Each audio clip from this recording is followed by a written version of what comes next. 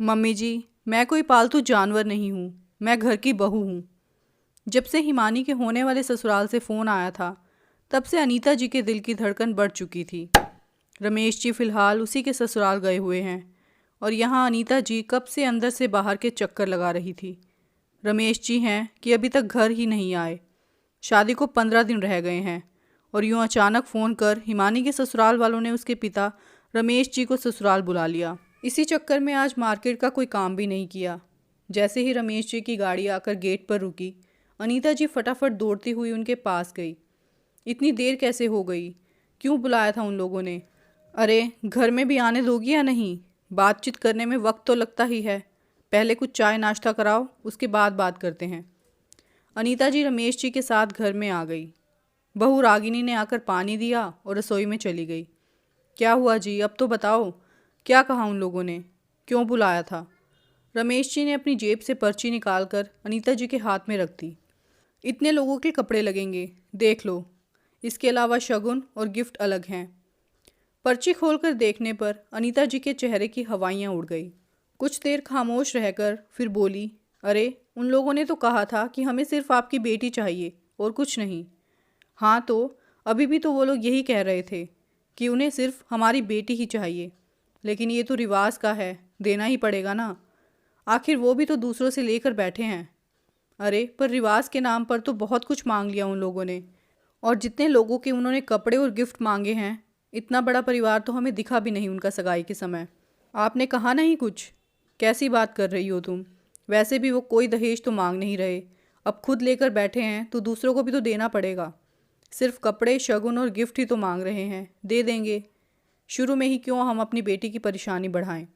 इस वजह से सारी ज़िंदगी उसे सुनना पड़ेगा। कहाँ से इतना बंदोबस्त करेंगे? पहले हालात कुछ और थे और अब कुछ और हैं। पहले आप लोगों का बिज़नेस अच्छा चलता था, पर अब बिज़नेस की हालत ख़राब है।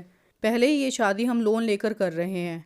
उन्होंने कहा था कि बारात का स्वागत अच्छे से होना चाहिए, इसीलिए हम अपनी खुशी से ही शादी भी होटल में कर रहे हैं। और अब ऊपर से उन लोगों ने एक्स्ट्रा खर्चा बता दिया।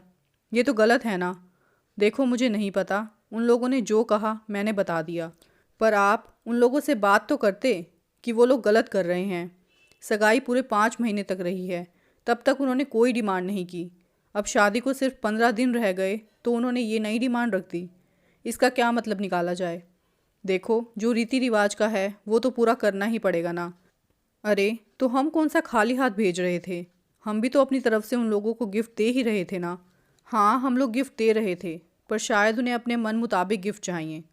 इसे डिमांड ही कहेंगे ना। जब से उन्हें पता चला कि शादी होटल में कर रहे हैं, तब से रोज़ नई डिमांड आने लगी है। पहले तो घर की सभी औरतें, सास, जेठानी और ननद के लिए ज्वेलरी और कपड़े मांगे थे, और अब ये। जो भी हो, बेटी की शादी में इतना तो करना ही पड़ेगा। इतने में रागिनी चाय लेकर आई तो दोनों चुप हो गए। दोनों रागिनी के सामने कोई बात नहीं करना चाहते थे, पर बात इतने ज़ोरों से हो रही थी कि रसोई में रागिनी को सुनाई दे रही थी। रागिनी ने जैसे ही नज़रें उठाकर अनीता जी और रमेश जी को देखा, दोनों पति पत्नी परेशान हो गए, जैसे रागिनी की निगाहें बहुत कुछ कह रही हों। रागिनी ने चाय नाश्ता टेबल पे रखा और चुपचाप अंदर चली गई। सास ससुर कुछ बताना तो चाहते नहीं थे, पर उन दोनों की बातें रागिनी को अंदर तक सुनाई दे रही थी और उसे याद आ रहा था वो दिन जब उसकी शादी इस घर के बेटे राजेश के साथ पक्की हुई थी। ससुराल वालों की कोई खास मांग नहीं थी, उन्हें तो सिर्फ लड़की चाहिए थी। रागिनी के माता पिता मध्यम वर्गीय परिवार के लोग थे, इसीलिए बहुत खुश थे कि देखो कितना अच्छा परिवार मिला है। हर किसी से उसके ससुराल की तारीफ़ करते थे। इसके ससुराल वाले बहुत ही नेक दिल हैं। इतने अमीर हैं फिर भी दहेज तो बिल्कुल भी नहीं चाहिए उन्हें। हमारी बेटी के तो भाग ही खुल गए। शादी की तारीख निकली और सब जुट गए तैयारियों में। दादी का कहना था कि कोई दहेज तो नहीं ले रहे, तो एक काम करो, शादी में खर्चा थोड़ा ज़्यादा कर दो, जिससे सब लोग खुश हो जाएं। पिताजी ने ऐसा ही किया। थी तो एक मध्यम वर्गीय शादी ही, पर फिर भी हर चीज़ एक से बढ़कर एक। जो एक पिता अपनी हैसियत के अनुसार कर सकता था, वही रागिनी के पिता ने किया। इतना पैसा कभी किसी मध्यम वर्गीय परिवार में सेविंग के नाम पर इकट्ठा नहीं हो पाता, इसलिए कर्जा तो लेना ही पड़ा। शादी के कुछ दिन पहले ससुराल की तरफ से रागिनी के पिताजी के लिए बुलावा आया। वो वहाँ पहुँचे तो ना कोई आव भगत और ना ही किसी ने पानी पूछा। बस उनके हाथ में एक पर्ची पकड़ा दी गई। समधी जी, ये कुछ शगुन, कपड़े और गिफ्ट हैं जो हमें और हमारे रिश्तेदारों को आपको देना पड़ेगा। रागिनी के पापा कभी पर्ची को देखते तो कभी समधी जी का चेहरा। इतने में रमेश जी ने कहा, समधी जी क्या सोच रहे हैं आप? देखिए, हम आपसे कोई दहेज तो ले नहीं रहे, लेकिन हम भी तो दूसरों से लेकर बैठे हैं, तो देना भी तो पड़ेगा ना। आप भी समझदार हैं। पापा कुछ कह ना पाए। अचानक से हुई इस डिमांड से चुप हो गए और पर्ची लेकर घर आ गए। जब माँ ने पर्ची खोलकर देखी तो 60 लोगों के कपड़े मांगे गए थे। उन सब पर 1100 रुपये शगुन के और गिफ्ट के तौर पर सभी के लिए चांदी के सिक्के। इसके अलावा सास ससुर के कपड़े, शगुन और गिफ्ट अलग। और इस पर्ची में तो सिर्फ शादी के दिन दिए जाने वाले गिफ्ट थे। इसके अलावा बेटी की विदाई के साथ भेजे जाने वाले गिफ्ट अलग। एक बार तो माँ भी ये देखकर हैरान हो गई थी, लेकिन ये तो रिवाज का है, अभी दहेज देते तो भी तो इतना खर्चा करना ही पड़ता ना। ये कहकर दादी ने माँ को चुप करवा दिया। लेकिन मांग के ही तो ले रहे हैं वो लोग, क्या हम लोग अपनी तरफ से कुछ गिफ्ट ना देते? बाद में बच्ची को परेशान किया तो? माँ ने अपने मन के वहम को दादी के सामने कह दिया। अरे कुछ नहीं होगा, मेरा दिल कहता है रागिनी खुश रहेगी, लेकिन इतना कुछ कैसे हो पाएगा? माँ ने दबी जबान से कहा। सब हो जाएगा, तुझे चिंता करने की ज़रूरत नहीं है। तू दुल्हन की माँ है, तेरे पास और भी बहुत से काम हैं, उन्हें कर। दादी ने डांट कर माँ को चुप करवा दिया। पर इतना जल्दी इतना सब कुछ कैसे हो पाएगा? पैसे भी? इस बार पिताजी ने कहा। अरे एक ही तो बेटी है, उसके बाद तो दोनों बेटे हैं, उसके लिए इतना तो कर ही लेंगे। है मेरे पास, तू फिक्र ना कर, दादी ने कहा। तो पिताजी के चेहरे पर थोड़ी तसल्ली आई, पर दादी के झुर्रीदार चेहरे की शिकन बहुत कुछ बयां कर रही थी। दादी रागिनी को बहुत प्यार करती थी। अपनी माँ से ज़्यादा रागिनी अपनी दादी के साथ ही रही थी। दादी का चेहरा उसे आज भी अच्छे से याद है। पैरों में मोटी मोटी चांदी की पायल और कानों में सोने के झुमके। दादी को हमेशा बस इन्हीं 2 गहनों में देखा था। दादी के माता पिता ने बड़े प्यार से उनकी शादी में उन्हें दिए थे। पहले ये गहने हमेशा अपने बक्से में रखा करती थी, लेकिन जैसे जैसे उम्र हो गई और बीमार रहने लगी तब निकाल कर पहन लिए। बस यही कहती थी कि अपने माता पिता के आशीर्वाद को पहन कर ही जाऊंगी, मेरे मरने के बाद खुलवा लेना और रागिनी को दे देना। पर शादी के 1 सप्ताह पहले वो दोनों चीज़ें गायब हो चुकी थी। रागिनी ने पूछा, दादी आपके झुमके और पायल कहाँ हैं? अरे मेरी पोती की शादी है, अभी भी क्या पुराने गहने पहन कर रखती? मैं तो अपनी पोती की शादी में नए गहने पहनूंगी। दादी की बात पर रागिनी मुस्कुराकर चुप रह गई, पर माँ की तरफ देखते ही उनका चेहरा बहुत कुछ बयां कर गया। शायद रागिनी की शादी के लिए वो गहने बिक चुके थे, क्योंकि उसके बाद रागिनी ने वो गहने घर में कभी नहीं देखे। खैर, रागिनी की शादी हो गई और वो दुल्हन बनकर इस घर में आ गई। दहेज ना लेने के कारण ससुराल वालों का मान सम्मान समाज में बहुत बड़ा था। खुद ही अपनी तारीफ़ों के पुल बांधे जाते थे। अरे एक से बढ़कर एक रिश्ते आ रहे थे जो मुंह मांगी कीमत देने को तैयार थे। पर भाई, हम तो सिद्धांतवादी लोग हैं, इस कारण दहेज में भी कुछ नहीं लिया। पर सच्चाई तो रागिनी को अच्छे से पता थी। अभी तो सिर्फ शादी ही हुई थी। शादी में जो खर्चा होना था सो हो गया। असल खर्चे तो अब शुरू हुए थे। एक लड़की के माता पिता के लिए तो रीति रिवाज कभी ख़त्म होने का नाम ही नहीं लेते। आज ये त्यौहार तो कल वो त्यौहार, आज घर में ये उत्सव है तो कल वो। नाम सिर्फ ये होता है कि हमें तो सिर्फ लड़की चाहिए, लेकिन जितना निकलवा सकते हैं निकाल ही लेते हैं। कभी जमाई जी का जन्मदिन आ रहा है तो कभी समधी जी का, कभी ये तीज त्यौहार तो कभी वो। हर बार कुछ ना कुछ डिमांड कर दी जाती और रागिनी कुछ ना कह पाती, और उसके माता पिता को कर्जा लेकर सभी डिमांड को पूरी करना पड़ता। ऐसा करते करते 1 साल बीत गया। फिर वो दिन भी आया जब रागिनी को सामने आना ही पड़ा। दरअसल हुआ यूं कि रागिनी के मायके में उसकी दादी का देहांत हो गया। पहले तो ससुराल वालों ने उसे वहाँ भेजने से ही मना कर दिया। उनके अनुसार उनके पास वक्त नहीं था। अगर कोई मायके से लेने आ जाए तो भेजने के लिए मना नहीं है। अब ऐसे माहौल में भला कौन लेने आता? मजबूरन वो कुछ ना कर सकी। पर फिर दुनियादारी के लिए ससुराल वाले आखिर तीसरे दिन उसे वहाँ ले जाने को तैयार हुए, पर उसमें भी ये कहकर सिर्फ राजेश और रागिनी को भेज दिया कि हम लोग बाद में आ जाएंगे।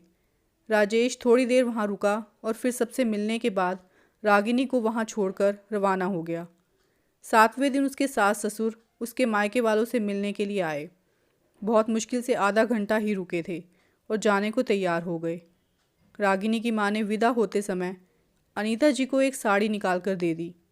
साड़ी लेते समय अनीता जी ने नाक सिकोड़ लिया, जिसे रागिनी ने देख लिया था। अपने सास ससुर को छोड़ने वो बाहर तक आई तो अनीता जी ने वहीं पर तमाशा शुरू कर दिया। ऐसी साड़ी दी है, हमारी कोई इज्जत नहीं है क्या? सिंपल सी लेस लगी हुई है। हाँ, तुम्हें तुम्हारी माँ की गलती क्यों लगेगी?